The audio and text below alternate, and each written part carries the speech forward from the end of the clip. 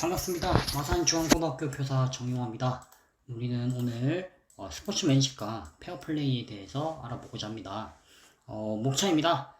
왜 스포츠에서 규칙을 중요시 여기는가부터 스포츠맨십이란까지 할 건데, 영화 시청은 저작권을 선생님이 알아봤는데 아쉽지만 불발이 되었어요.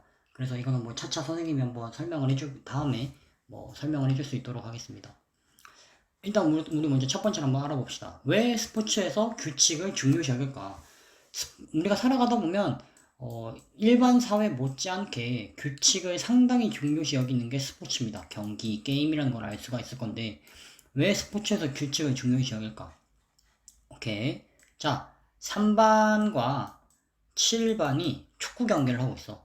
이렇게 뭐 3반 현우네 반이랑 7반 누구냐? 남영이네 반이랑 축구를 하고 있어. 누가 이길까? 여기가 3반, 여기가 7반. 그렇죠. 누가 뭐래도 3반이 이길 확률이 상당히 높죠. 그래.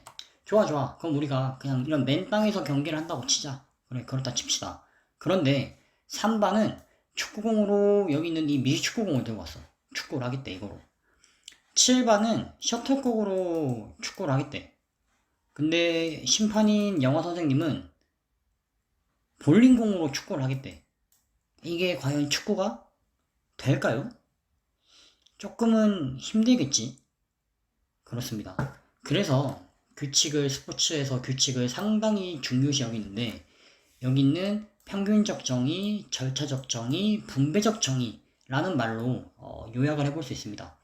간단히 생각하면 평균적 정의, 같은 것은 같아야 돼요. 우리가 축구를 하는 축구 경기 규격도 동의를 해야 될 거고, 축구공의 크기도 동의를 해야 될 거고, 축구공의 모양도 동의를 해야 될 거야.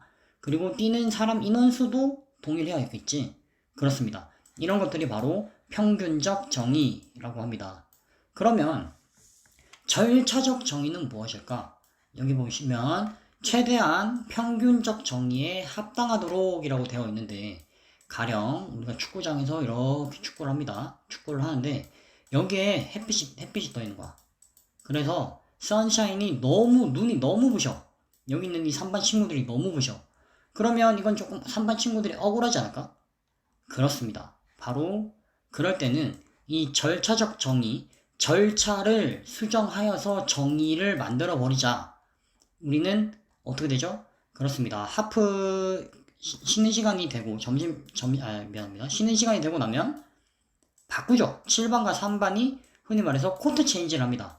이 코트 체인지가 바로 절차적 정의라고 합니다.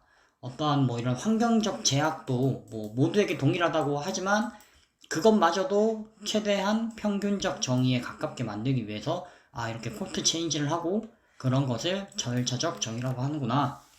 그러면 분배적 정의에 대해서 한번 알아보겠습니다. 가령 예를 들어서 김연아랑 아사다 마오가 지금 소치올림픽 하고 있어. 피겨스케이팅을 하고 있는데, 야, 평균적 정의 다 같아야 되니까 김연아도 10점, 아사다 마오도 10점. 이러면 이게 게임이 될까? 이건 스포츠가 아니죠. 트리플 악셀을 한 김연아에게 10점의 가산점을 주는 것. 이것 또한 정의라고 보는 겁니다. 이것은 나눌 분배적 정의라고 합니다. 이해가 조금은 되죠? 그러면 우리는 조금 더 어려운 말, 정말 이거는 조금 더 어려운 말인데 한 번 더 되짚고 고짚고 생각을 한다면 아주 쉬운 말입니다. 합의의 절차가 공정하되, 우리가 평균적 정의, 절차적 정의를 했는데 그 평균적 정의와 절차적 정의, 분배적 정의 합의한 게 공정하게 이루어졌다면 그 절차의 결과도 공정하다. 그 절차의 결과 뭐겠습니까? 게임이라고 봐야겠죠. 그 게임도 공정하다라고 보는 겁니다. 엄청 어려운 말이지만 이거는 스포츠 체대를 갈 친구들은 언젠간 한 번쯤은 꼭 듣게 될 엄청난 윤리적 문장이라고 생각을 하면 되는데, 여러분들한테도 한 번은 규칙이 왜 중요한지를 설명을 해주기 위해서 이런 글을 가지고 왔습니다. 아니, 그런데 선생님, 지금 우리 스포츠맨십 이야기하고 있는데 왜 규칙 준수를 그렇게 강조하십니까? 라고 할 건데, 이렇게 되기 때문입니다. 규칙 준수가 되어야 페어플레이가 일어납니다. 페어플레이가 되어야 스포츠맨십이 일어나는 거예요. 이게 스포츠맨십을 알기 위해선 페어플레이를 알아야 되고 페어플레이를 알기 위해선 규칙 준수를 알아야 되는 거야. 그래서 선생님이 규칙에 대해서 먼저 간단하게 이야기를 했던 겁니다. 규칙 준수를 정의를 하자면 이 두 가지로 말을 할 수가 있습니다. 행위를 규정한대.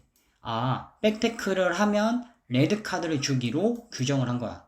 그리고 아까도 말했지만 3반, 7반 축구하는데 이런 축구장에서 축구하면은 된다, 안 된다? 안 된다. 경쟁이 일어날 수가 없다.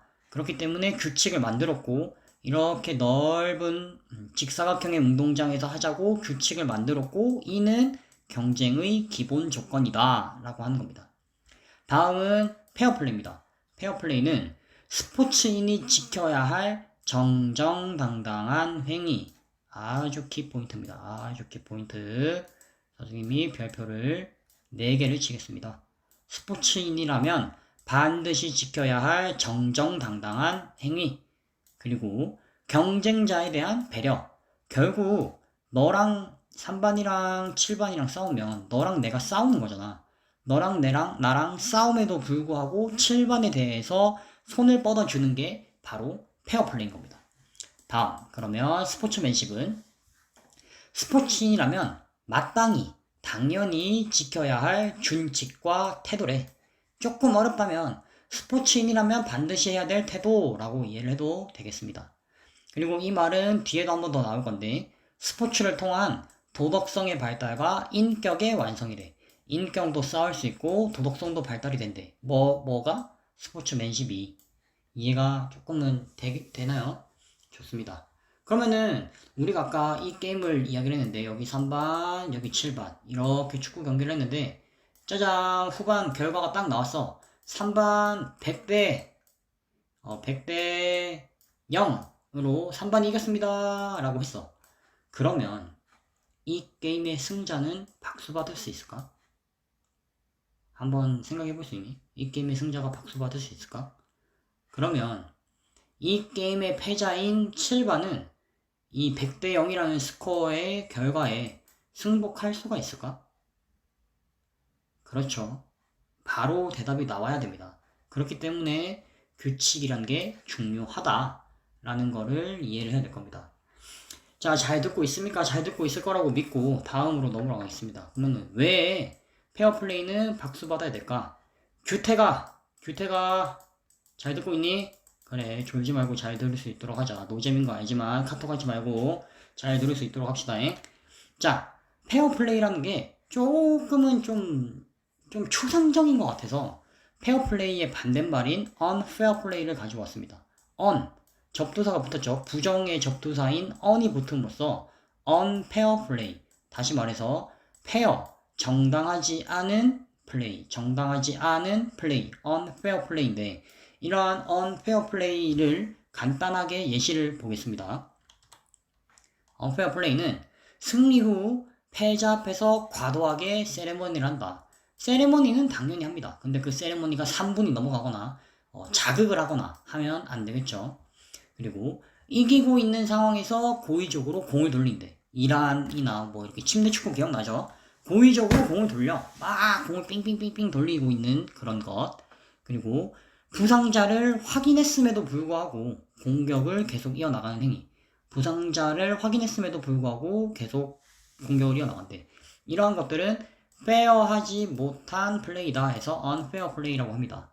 자, 그럼 여기서 질문한다. 우민이 잘 듣고 있습니까? 그러면 이건 반칙이야? 다시 말해볼게. unfair play는 반칙인가요? 승리 후 패자 앞에서 과도한 세레모니를 하는 거 할 수는 있지. 뭐 정말 심한 레드카드를 받기도 하지만 그런다고 레드카드를 모두가 다 받나? 아니죠. 이기고 있는 상황에서 고의적으로 공을 돌린다고 해서 뭐 경고나 주의 조치를 받을 수도 있긴 하지만 이것이 축구의 룰에 위배가 되나? 아니죠. 부상자를 확인했음에도 불구하고 공격을 이어나간대. 근데 이게 챔스 결승전이야. 그리고 우리가 지금 1대 0으로 지고 있는데 우리가 한 골만 더 넣으면 될 것 같아. 그러면은 나 같으면 공격할 것 같은데. 그럼 그것도 반칙이 아닌 거 아닌가? 맞습니다. unfair play와 반칙은 조금 달라. 언페어 플레이와 반칙은 별개의 개념이야. 다시 말해서 반칙이 아니더라도 언페어 플레이일 수 있다. 그리고 반칙이더라도 언페어 플레이일 수 있다. 조금 어렵죠? 조금 어려울 건데 간단하게 다시 이야기를 해주면 반칙 이꼴 언페어 플레이는 아니다 라고 생각을 해주면 될 겁니다. 그러면 왜 페어플레이가 박수를 받는지에 대해서 영상을 간단하게 시청을 할 수 있도록 하겠습니다. 트라이애슬론 철인 3종 경기는 인간의 한계에 도전하는 종목이죠. 멕시코에서 세계 대회가 열렸는데 영국의 형제 선수가 감동적인 장면을 선사했습니다. 김재형 기자입니다. 수영 10km, 사이클 40km, 그리고 마지막으로 마라톤 10km. 트라이애슬론 월드 시리즈 시즌 마지막 대회에서 영국의 조니 브라운리는 선두를 달렸습니다. 그런데 결승선까지 1km도 남지 않은 상황에서 체력이 바닥을 드러내며 비틀거립니다. He seems to have lost control of his legs, and this is worrying. 몸조차 가누기 힘든 지경에 이르자 조니는 결승선을 불과 400m 앞두고 경기를 포기합니다. 이때 뒤따르던 형 앨리스테어가 선두 경쟁을 포기하고 동생을 부축합니다. 그리고 형은 동생을 이끌고 결승선을 향해 한 걸음 한 걸음 감동의 질주를 이어갔습니다. Unbelievable scenes. Unbelievable scenes. The Brownlee brothers arm in arm. 형제가 감동적인 우애를 나누는 사이 대회 우승은 남아공 선수에게 돌아갔습니다. 동생을 짊어지고 달린 형은 동생을 결승선으로 밀어 2위로 만들고 자신은 3위로 들어왔습니다. 시즌 우승을 놓고 경쟁하는 동생이 더 높은 점수를 받도록 한 것입니다. If it happened to anyone, if it happened to Henry, I would have helped him across the line because, to be honest, it's an awful position to be in. If he'd conked out a cave from the finish line there and there isn't a medical support, you know, it's a dangerous position to be in. 앞서 지난달 리우 올림픽에서도 나란히 금메달과 은메달을 땄던 두 형제는 다시 한번 어깨를 나란히 하며 스포츠 정신을 보여줬습니다. 경기 직후 병원으로 옮겨진 동생 조니는 트위터를 통해 형에게 고마움을 표시했습니다. 원하던 시즌 우승은 놓쳤지만 최선을 다했고 믿기 힘든 형제애를 느꼈다고 전했습니다. 스포츠 정신을 보여준 감동적인 장면에 국제 트라이애슬론 연맹은 다른 선수의 도움을 받은 조니를 실격시켜야 한다는 스페인 협회의 이의 신청을 만장일치로 기각했습니다. YTN 김재훈. 네, 영상 잘 봤습니까? 아까도 이야기를 했지만 지금 이 친구는 경쟁에서 이겨야 되는, 물론 뭐 형제긴 하지만 경쟁에서 이겨야 되는 라이벌인 사람인데 이 사람을 먼저 들여보내줬습니다. 그러니까 우리 모두가 박수를 치고 있어요. 어떠한 느낌인 줄 알겠나? 페어플레이란 이런 겁니다.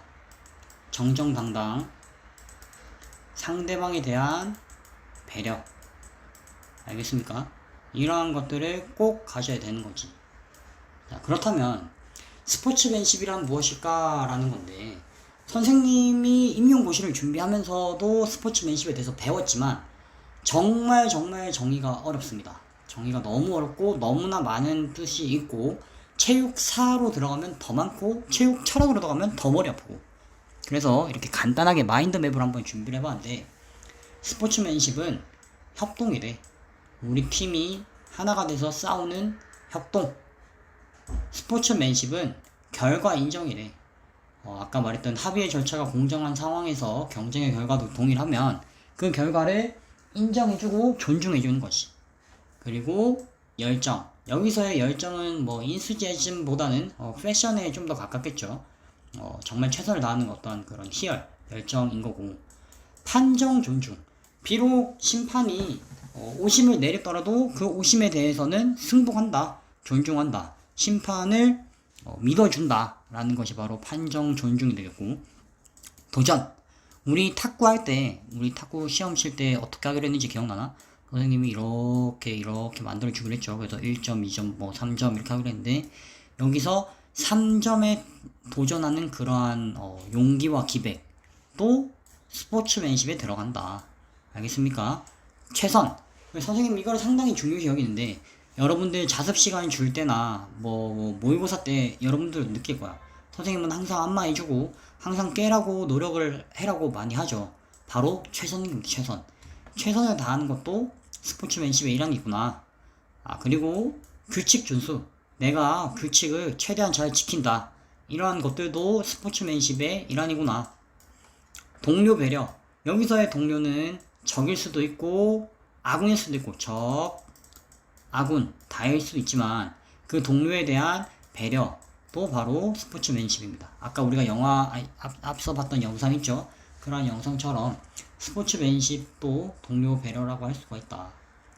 선생님이 이 스포츠맨십을 가르치는 이유는 물론 이게 체육이랑은 재미가 없는 걸 압니다. 선생님도 차라리 20m 왕복 달리기를 조금 더 가르치고 싶고 그게 아니라면 뭐 선생님도 여러분들이랑 같이 좀 더 뛰어놀고 싶은데 이론적인 측면에서도 여러분들이 좀 완벽해졌으면 좋겠습니다. 흔히 말해서 지와 덕과 체를 함량한 그러한 체육인으로 그러한 마산 중앙고인으로 성장해 주길 바라는 마음에 선생님이 이렇게 이 두 개를 좀 더 이론 수업에서 강조를 하고 있습니다.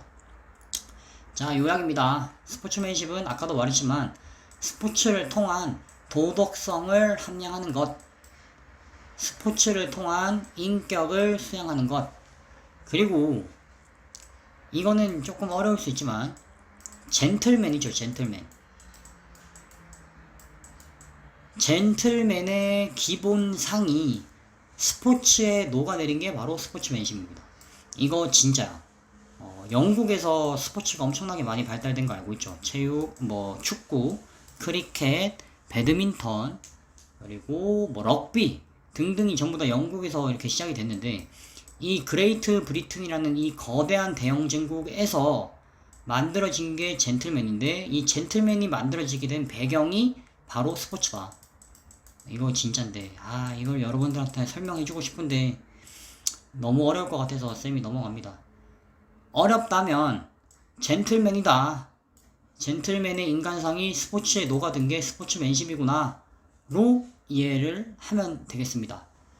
오늘 수업은 여기까지고 선생님이 원래는 영화를 시청한다고 했죠. 그게 다음 이제 영상일 건데 영화 시청이 저작권에 알아봤는데 위배가 된다고 합니다. 선생님이 아무리 편집을 한다고 해도 한 70만원 정도의 벌금을 내라고 하고 아니면은 150만원의 영상 배포 합의를 하자고 하는데 솔직히 말해서 선생님이 이렇게까지의 돈은 조금은 힘들다. 쌤도 이제 결혼을 준비를 하고 있기 때문에 너무나 힘들고 또 벌금이면 또 전과자가 되는 건데 이거는 한계가 있어서 선생님이 다른 유튜브로 여러 영상을 보여주겠습니다. 그런 여러 영상을 합법적인 영상을 시청을 하고 그 시청한 후에 우리가 시험 끝나고 그때 말했던 것처럼 스포츠맨십에 대한 감상문을 작성을 하면 되겠습니다. 이해가 되죠? 네. 그리고 혹여나 질문이 있거나 하면 담임쌤을 통해서 질문을 해도 좋고 아니면은 우리 유튜브 댓글로 답변을 줘도 좋고 그것도 아니라면은 온라인 클래스 말고 마산중앙고등학교 홈페이지에 가서 질문을 해도 좋습니다. 어떻게든 답변을 최대한 빨리 해줄 테니까 고맙고 잘 들어주는 친구들이 있는 반면에 하나도 안 듣는 친구들이 있다는 거 압니다. 알지만 이거는 내가 더 이상 강조하지 않을 거야. 왜냐면 니네가 수행평가를 못 받을 거거든. 다시 말하지만 안 해오는 친구들에게는 나는 세부 특기 사항이라든지 어떠한 스포츠맨십 점수, 태도 점수라든지 높게 줄 마음이 없다. 공명정대하게 할 거기 때문에 열심히 보는 친구들이 더 좋은 점수 받는 건 당연한 거니까 더 이상 봐라 제발 라고 말하지 않겠습니다. 여러분들이 알아서 이제는 보는 겁니다. 이것으로 수업 마치도록 하고 다음에 볼 수 있도록 하겠습니다. 안녕.